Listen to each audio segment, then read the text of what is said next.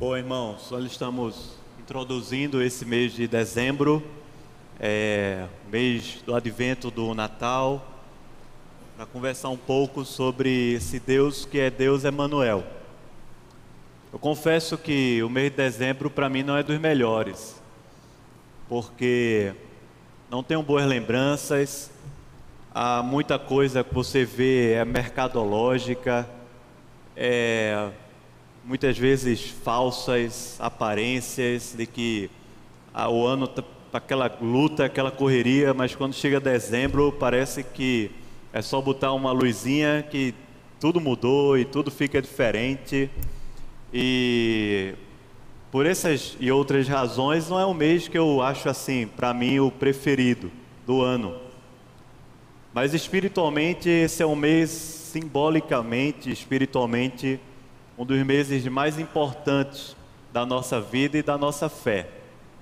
A gente pode não gostar dos aspectos sociais, culturais e mercadológicos que se fazem com as datas religiosas, mas espiritualmente, simbolicamente, é uma das datas mais importantes da nossa vida, porque é quando celebramos o nascimento de Jesus. Tudo bem, muitos estudos que Jesus não nasceu no mês de dezembro, ok. Pode ser somente simbólico que ele nasceu no mês de dezembro, tudo bem, não tem problema. Mas é um mês que, como igreja, durante séculos, nós de uma forma muito especial, nos lembramos do significado do nascimento de Jesus e o quanto isso faz diferença na vida da gente. Fez diferença quando nos convertemos ao Senhor, quando conhecemos a Cristo como o único Salvador da nossa vida, e faz diferença hoje à medida que a gente continua andando com Ele, continua conhecendo a Ele, e Ele continua se revelando ao nosso coração. Por isso que o Natal não faz diferença pela árvore, pelas luzes, pelos presentes, pelas confraternizações, familiares, do trabalho, não faz diferença por essas e outras coisas, mas o Natal faz diferença se de uma forma especial, no mínimo a gente consiga parar e lembrar do que significa o nascimento de Jesus e o quanto isso faz diferença na vida da gente. Isso é o que é mais relevante. Falava sexta-feira à noite numa rua, uma apresentação pública, e disse o seguinte, que o Natal é o advento mais inclusivo da história da humanidade.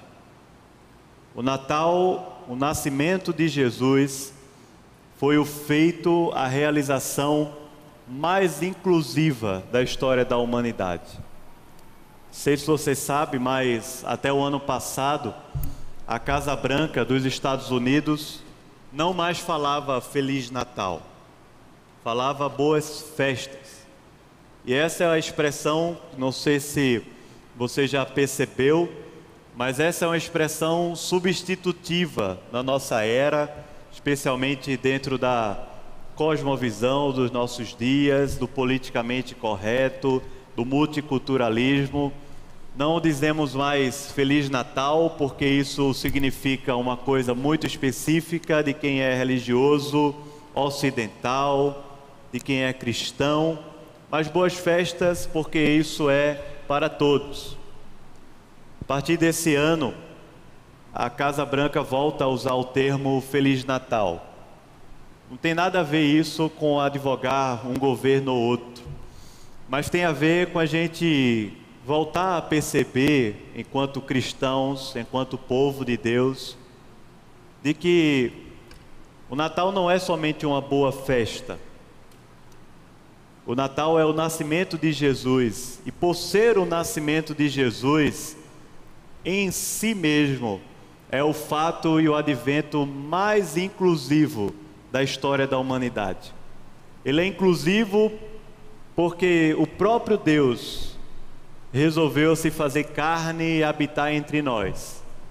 Ele é inclusivo porque o nascimento de Jesus inclui ricos, pobres, homens, mulheres de diferentes nacionalidades, culturas, percepções, histórias familiares, contextos. O Natal em Cristo, naquele menino, aquela criança que nasceu numa situação tão difícil. Ali ao redor dela se encurvavam ricos, pobres, novos, velhos, todo o cosmos e toda a natureza se curvava para adorar, porque Jesus Cristo, o nascimento de Jesus, é a festa mais inclusiva da humanidade. E João no capítulo 1 fala isso para a gente. Queria que você abrisse, por favor, o Evangelho de João no capítulo 1, quando ele diz que no princípio era o Verbo, e o Verbo estava com Deus, e o Verbo era Deus. No Evangelho de João, na sua Bíblia, você pode abrir. Nós vamos ler dos versículos 1 até o versículo 5.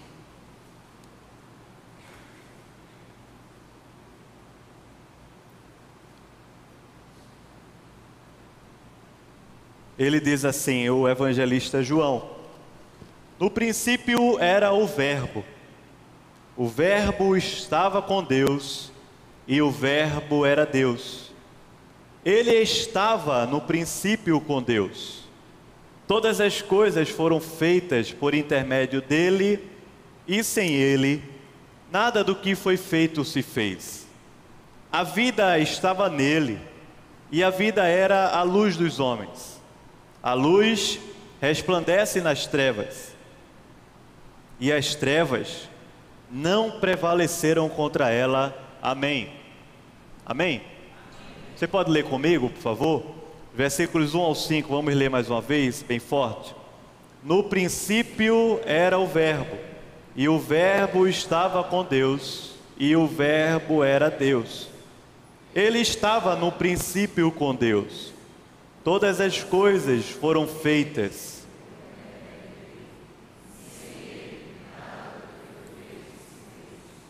A vida estava nele, e a vida era a luz dos homens. A luz resplandece nas trevas, e as trevas não prevaleceram contra ela. Amém. Ó Senhor, louvado seja o teu nome. Bendito, adorado. Desde o primeiro dia que o Senhor veio à terra, o Senhor já foi adorado, recebido como Rei, como o Senhor, de uma maneira tão especial. Nós queremos aqui, Senhor, reconhecer Teu governo, Teu reinado, governo que estava sobre os Teus ombros, o nome maravilhoso, nome forte, poderoso, que é o nome de Jesus. Ó Senhor, abençoa, Pai, a todos aqui. Faz que esse mês a gente possa lembrar, ouvir, ver, sentir, ler, perceber, Senhor, com o nosso coração, quanto que o Senhor nos amou, o quanto que o Senhor é especial para nós, o quanto que o Senhor nos abraçou, nos trouxe para perto de Ti, o quanto que a gente pode ser abençoado por esse nascimento milagroso, poderoso, cheio de glória, cheio de graça, cheio de verdade, e que veio trazer luz onde havia trevas. Ó Senhor, Tu sabes o nosso coração, e se há partes nele que está tomando ou se tomando de trevas, que a luz do Teu Evangelho possa prevalecer dentro de nós, dentro da nossa casa, da nossa família, dentro, Senhor, da nossa cidade. Nós Te pedimos, Senhor, em nome de Jesus. Amém. Amém. Deus abençoe. João capítulo 1 fala com a gente como se fosse uma nova narrativa, uma narrativa agora conhecendo Cristo de forma pessoal, mas uma nova narrativa de Gênesis capítulo 1, quando fala com a gente a respeito da criação e que nós lemos aqui no início do culto. Diz lá em Gênesis capítulo 1, versículo 1, que no princípio, o que, irmãos? Criou Deus os céus e a terra. A terra era sem forma e vazia, havia trevas sobre ela, mas o Espírito de Deus pairava e dava forma. E à medida que isso acontecia, o Deus Pai se introduz na história e começa a falar. Criou Deus, ou criou a luz, haja firmamentos, haja. E a narrativa vai dizendo para a gente o tempo todo que mais ou menos como se a estrutura fosse assim. Disse Deus, haja, e houve, e viu Deus que aquilo era muito bom. O fato é que Deus estava criando tudo do nada. Aquela palavrinha lá no hebraico, criou, que é bará, o significado dela é justamente de que Deus cria algo do nada. Deus não pegou algum recursos naturais, Deus não pegou algum tipo de matéria-prima para criar todo esse cosmos e todo esse universo. Mas tudo está sendo criado do nada e a partir da sua voz, porque, como diz lá no Salmo 29, a voz do Senhor é poderosa, é majestosa, é cheia de glória, é cheia de poder, e ela consegue dar forma a todas as coisas. Tenho certeza que você já deve ter visto outras narrativas a respeito da criação do universo. Existem aquelas narrativas que são ateias, que vão falar a respeito da natureza, a respeito da criação do universo em si mesmo. Tudo bem, eu não quero entrar no mérito e conversar sobre isso aqui. Mas muitas narrativas de todos os povos da terra, de alguma maneira, mesmo sem conhecer a Deus, elas vão expressar um pouco dessa maneira que Deus criou o universo. E muitos cristãos tentaram também cantar e escrever a respeito da criação de uma forma poética e narrativa para que a gente pudesse entender isso. O fato é que, a partir da sua voz, Deus está criando tudo. Só que a criação de Deus e a sua voz, que faz com que as coisas que não existem passem a existir, ela não para por aí. O seu poder e a sua atuação não para por aí, porque na narrativa de Gênesis nós somos introduzidos a um período, a um fato que desestruturou todo o cosmos, toda a natureza e o nosso coração e as nossas relações, inclusive a nossa relação com Deus, a nossa relação um com o outro e a nossa relação com a natureza também, que é a queda. A queda tira a harmonia de tudo. A queda tira o encanto daquela natureza e do reinado de Deus sobre ela e do reinado de Adão e Eva também sobre a natureza, como sendo príncipes e reis sobre a terra. A queda destrói tudo, desestrutura, abala, faz com que as nossas percepções sejam todas equivocadas. A gente não consegue mais perceber a vida a partir da imagem e semelhança de Deus, mas até isso é completamente distorcido. Perdemos a capacidade de agir sobre a terra a partir de Deus, a partir da ótica de Deus, a partir de uma relação com Deus, e passamos a reagir, agir e reagir sobre a terra a partir da nossa nudez, a partir da nossa vergonha, a partir da nossa tentativa de resolver as coisas e tudo mais. Só que o Bará e a criação de Deus não para por aí, quando Ele apenas cria e dá forma a todas as coisas, mas a criação de Deus consegue trazer harmonia no meio do caos. A voz da criação, do poder e da grandeza de Deus não somente cria do nada todas as coisas, mas tem poder também para restaurar aquilo que está quebrado, perdido, subjugado e oprimido. É isso que Deus faz a partir do capítulo 3 de Gênesis. É essa história que Deus começa a fazer lá em Gênesis capítulo 3, e é essa história que Deus está fazendo hoje, até os nossos dias. É por isso que João está falando para a gente a respeito do verbo. O verbo não é nada tão filosófico que a gente não possa entender. É verdade que a expressão no Novo Testamento do verbo, logos, era uma expressão grega, era uma expressão que dentro da filosofia grega apontava para o início de tudo e aquilo que dava harmonia a todo o cosmos, é a razão de toda a existência da gente, é verdade. Mas não tem nada de tão filosófico e tão difícil que a gente não possa entender em João no capítulo 1, quando ele diz que no princípio era o verbo e o verbo estava com Deus e o verbo era Deus.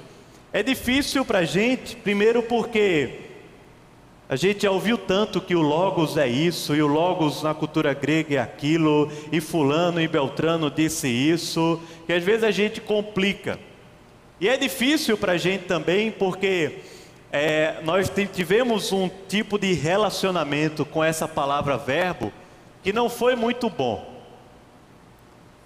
Aqueles que têm até 20 anos de idade que estão aqui, não vão nem saber o que é isso, porque hoje em dia a linguagem e o estudo da gramática está bem diferente.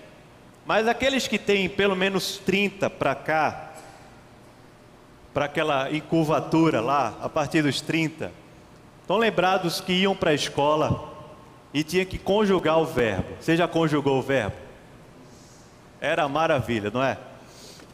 No indicativo você tinha que conjugá-lo no presente. E o pretérito, mas o pretérito tinha 3 tipos. Era o pretérito o quê? Imperfeito, mais difícil. E você tinha que conjugá-lo também no futuro, que tinham 2 tipos. Era o futuro do pretérito e o futuro do presente. Aí começa a complicar, porque a professora dizia que tinha que conjugar no subjuntivo. E aí você tinha que incluir um quando, um que, uma coisa para tentar. E tinham alguns lá que não existiam. Alguns verbos que você não consegue conjugá-los, são anômalos, são defectivos, você não consegue conjugá-los direitinho lá na gramática. E eu me lembro que isso era horrível, porque você chegava em casa, doido para brincar na rua, e tinha que fazer aquela lista que na verdade até hoje nós não sabemos para que servia tanta lista de verbo, e por isso que o estudo da gramática mudou bastante. Você ia na escola, pelo menos eu que estudei com uma professora que era bem rígida nisso, e 90% do público gospel de Recife estudou com ela, chamada Celeste Azevedo. Ela colocava no quadro lá tudinho direitinho, e você passava a aula todinha anotando. E o verbo nunca foi uma coisa legal para quem tem 30, 40, 50 anos para lá e estudou, porque você, na verdade, só se dava bem, tinha que memorizar, tinha que as tabelas, as tentativas, o prefixo, o sufixo, para que você pudesse se dar bem.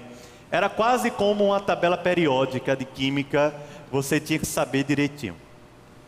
E isso torna muito difícil, porque é como se o verbo fosse uma coisa estática, morta, sem forma, vazia, e a gente não consegue trazer sobre ele o significado que João está dando a partir de Jesus. Mas o verbo não tem a ver com uma coisa estática, chata, monótona, que a gente aprendeu na escola, e nem tem a ver com uma coisa filosófica, profunda, tão profunda que a gente não consegue entender. O verbo é o movimento de Deus na história. O verbo é a ação, é o estado, é a presença de Deus no tempo e no espaço. E isso não somente é 2000 anos atrás, pouco mais, quando Jesus nasceu, mas o verbo é o movimento de Deus na minha história, na minha vida, no meu coração, na minha família, na minha casa, no meu trabalho. O verbo é Deus se movimentando na sua criação. porque foi Deus quem criou todas as coisas. Foi Deus quem criou essa natureza maravilhosa. Foi Deus quem criou a capacidade da gente poder, a partir da natureza, se relacionar uns com os outros. Foi Deus quem colocou a mão na massa e fez o homem e a mulher, a sua imagem e a sua semelhança, e soprou sobre eles o sopro da vida e deu a eles a expressão de Deus na terra. A sua própria expressão aqui na terra, na criação e entre os homens. Foi Deus quem fez tudo isso. Por isso que a Bíblia diz que Ele é o Alfa e Ele é o Ômega, porque Ele é aquele que criou e aquele que vai consumar toda a sua criação de uma vez por todas, de forma perfeita e harmônica. Ele não cria isso para deixar à mercê de si mesmo, e nem cria tudo isso para que, dizendo assim, vocês agora se virem, façam do jeito que vocês querem. Mas o verbo é esse movimento de Deus que quer não somente se relacionar dentro da nossa vida, dentro do nosso coração, mas se relaciona também com as coisas que nós nos relacionamos. Se relaciona também com a minha espiritualidade, com o meu trabalho, com a minha vida, com o meu ministério, com os meus planos, com a minha esperança para o amanhã, com tudo. Até porque no próprio Evangelho de João diz que todas as coisas foram feitas por intermédio dele, e sem ele nada do que foi feito se fez. Nada. Tenta juntar essas peças que a Bíblia vai revelando para a gente, e à medida que essas peças forem se juntando na nossa mente, no nosso coração, a gente vai aprendendo mais a respeito daquele menino recém-nascido, que faz com que homens poderosos, na sua presença, se encurvem e o adorem. Ele veio para trazer a harmonia ao caos.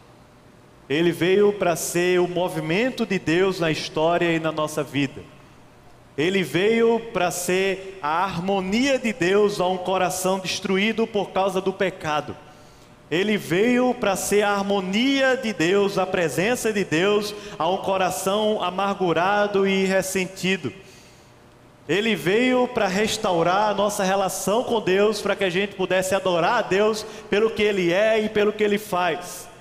Ele veio para que a gente pudesse se relacionar uns com os outros a partir da imagem de Deus e da semelhança de Deus, e não da nossa nudez, das nossas fraquezas, medos e insegurança. Ele veio para que a gente pudesse se relacionar com a criação e com a natureza e com tudo que existe aqui na terra, que foi criado por Deus, não como se fôssemos escravo dela, mas como se fôssemos senhor dela.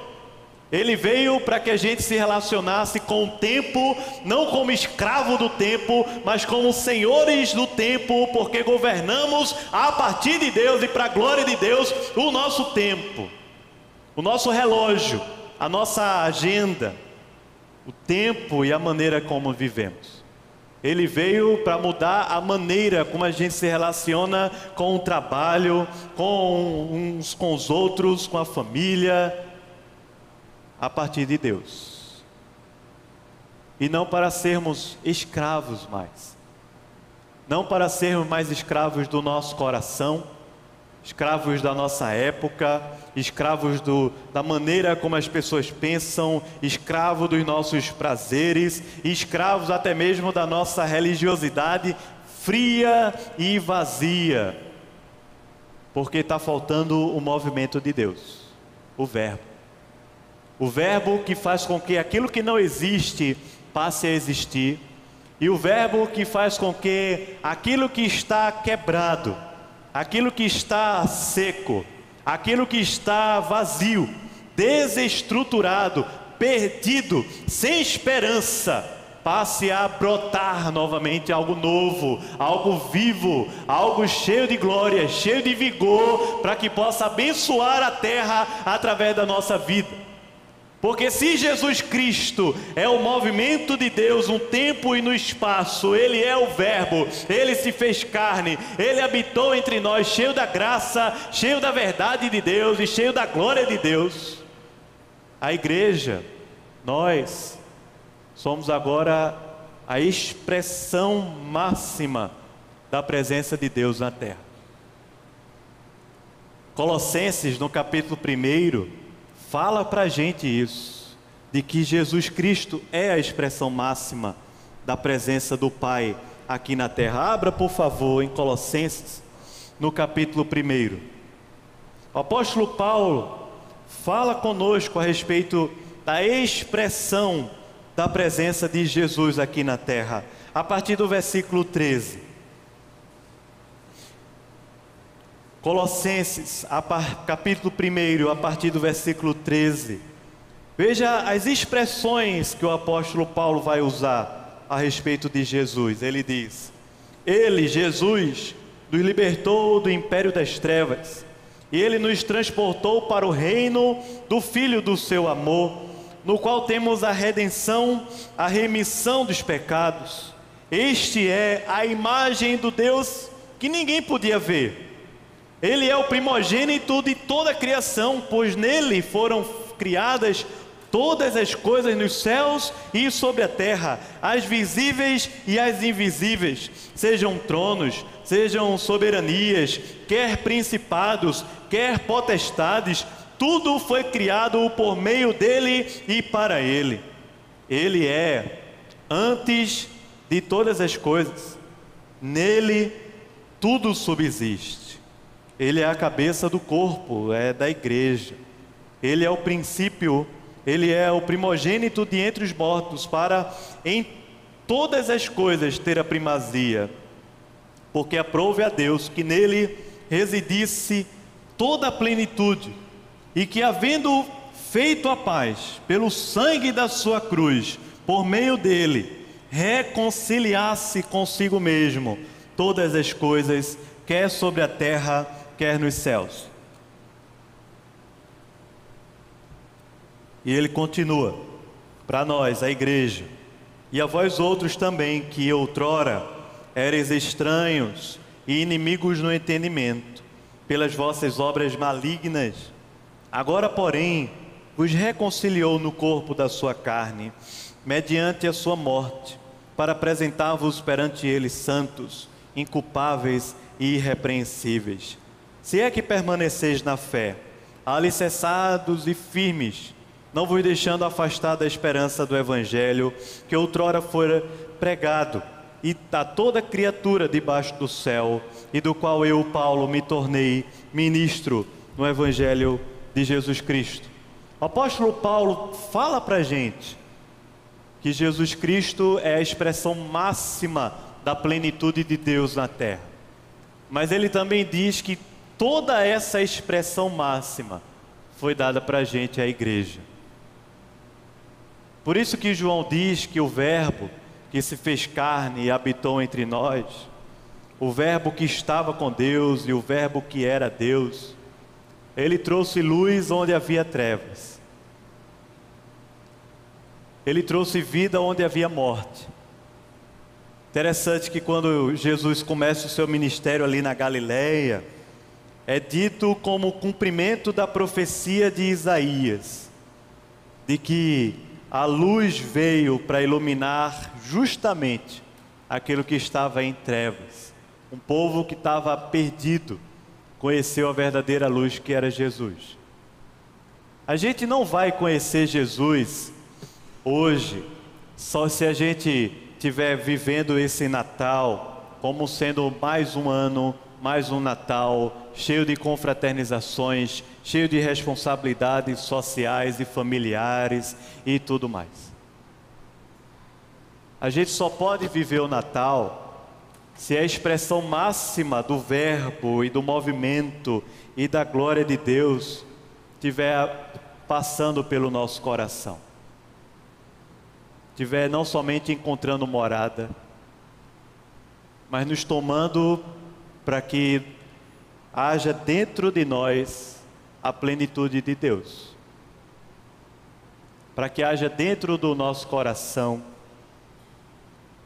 o movimento de Jesus, que vai ligando aquilo que está desligado, que vai trazendo água da vida, um deserto terrível, que vai secando e consumindo a nossa alma, que vai trazendo dependência de Deus, onde há tanta autoconfiança, que vai trazendo humildade onde há orgulho, que vai trazendo perdão onde há ressentimentos, que vai não somente colocando coisas do nada, porque são as virtudes de Deus sendo geradas no nosso coração, mas vai também pegando aquilo que está quebrado, destruído, completamente esmigalhado pelo pecado, e vai restaurando, e trazendo vida, trazendo verde, trazendo luz, trazendo água aos ambientes desertos da nossa alma e do nosso coração. Quando João está falando que Jesus Cristo é o Verbo que estava com Deus e é Deus, e que é Ele o centro de todas as coisas, e é para Ele que todas as coisas existem, e é para Ele que tudo foi criado, a glória é de Jesus, e por onde esse Verbo passa, Ele vai trazendo a vida, a luz, a alegria. É porque João estava falando de uma presença de Jesus muito mais humana, física, real, visível, do que uma presença de Jesus distante, longe e fora da gente. É o pensamento que muitos na época que João escreveu tinham na cabeça, de que Deus, de alguma maneira, Deus tinha mandado Jesus, mas Deus não queria se relacionar com a gente, ou com a natureza, ou com a terra, porque as coisas não eram boas, eram tudo mais, não prestavam, estavam corrompidas pelo pecado. Então Jesus não se relaciona com a gente de uma forma completa, se relaciona apenas com uma área do nosso ser, que é a nossa alma, você poderia dizer que é a nossa espiritualidade, que é o nosso coração. E João está dizendo que não, que Jesus, Ele é o Verbo, Ele é o movimento de Deus, porque Ele se relaciona com todas as coisas do nosso ser, da nossa vida e aqui da terra. Jesus é o Verbo de Deus, porque Ele vai iluminar não somente a nossa espiritualidade, mas as nossas relações e a maneira como a gente vai ser guiado aqui na terra, a maneira que a gente vai trabalhar, que a gente vai comemorar, que a gente vai chorar e que a gente vai se relacionar com os fatos da nossa história. O Verbo é a intervenção de Jesus na história da humanidade. E o Verbo só faz sentido quando eu consigo enxergar a intervenção de Jesus na história da minha vida. Você pode ouvir isso e dizer assim: tudo bem, eu me converti, Jesus veio habitar no meu coração. Mas nós corremos também um risco com isso, de achar que a presença e a ação de Jesus está só lá atrás na minha conversão. E aí eu não consigo relacionar as perdas que eu tive na vida com o movimento de Deus. Eu não consigo relacionar a traição que eu recebi no meu trabalho com o movimento de Deus. Eu não consigo relacionar aos pecados e fraquezas que eu tenho hoje nessa fase da vida ao movimento de Deus. Apenas consigo relacionar ao que Jesus me libertou 20 anos atrás, mas não ao que Jesus pode me libertar hoje. Eu não consigo relacionar o que eu vivo hoje no meu casamento, depois de 10, 20, 30 anos de casado, ao movimento de Jesus. Eu não consigo relacionar ao fato de que os meus filhos cresceram, não são mais criança e agora eles estão indo embora e eu não sei mais qual é o sentido, qual é o eixo real da minha vida e eu estou perdido. Eu não consigo relacionar o movimento de Jesus à minha demissão, a uma crise financeira, a uma doença que eu estou sofrendo ou a qualquer tipo de realidade que a gente possa viver hoje. Só que o Verbo é o movimento de Jesus em tudo. E só faz sentido se a gente hoje percebe, crê, adora Jesus como se estivéssemos vendo Ele a primeira vez. Vendo, sentindo, ouvindo, tendo toda a nossa experiência sensorial sendo captada e redimida até a presença de Jesus. De forma espiritual, porque as coisas espirituais se discernem espiritualmente. Mas não de forma subjetiva, de forma muito real e prática, a partir da presença de Deus, a partir da palavra de Deus. Os nossos olhos podem ser abertos e a gente pode ver. Por isso eu queria convidá-lo a um tempo de oração. Quem sabe você hoje aqui pode dizer a Deus: Senhor, tem uma área na minha vida que está estática, perdida. Senhor, todo o meu coração está estático, perdido, sobrecarregado.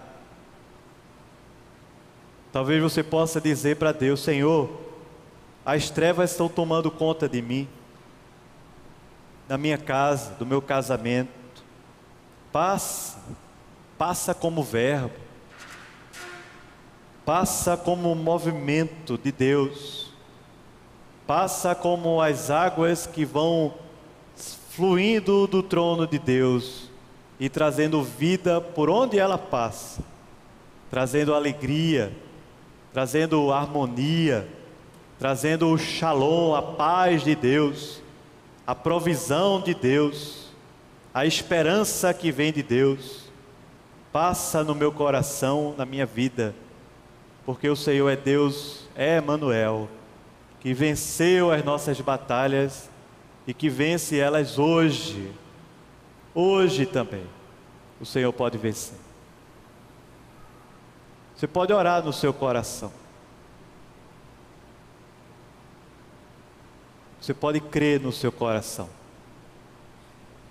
Você pode adorar Jesus como verbo, o movimento, a presença de Deus aqui hoje. Você pode se render, dizer: Senhor, toma a minha vida nas tuas mãos.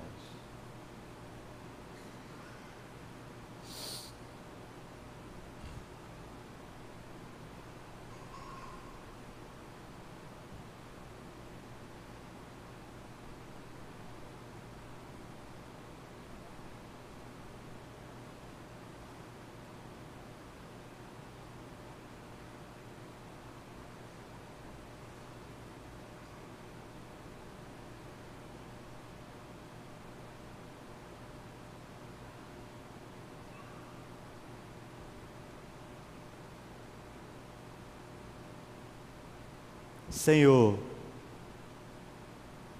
nós cremos em Teu poder, na Tua presença, Pai, de forma muito prática, objetiva, como o Senhor se revela para a gente pela Tua palavra. Do nada o Senhor fez todas as coisas, e do nada o Senhor pode fazer brotar em nosso coração a vida, o vigor, a paz, a harmonia, as virtudes do Evangelho e da Tua graça, Senhor.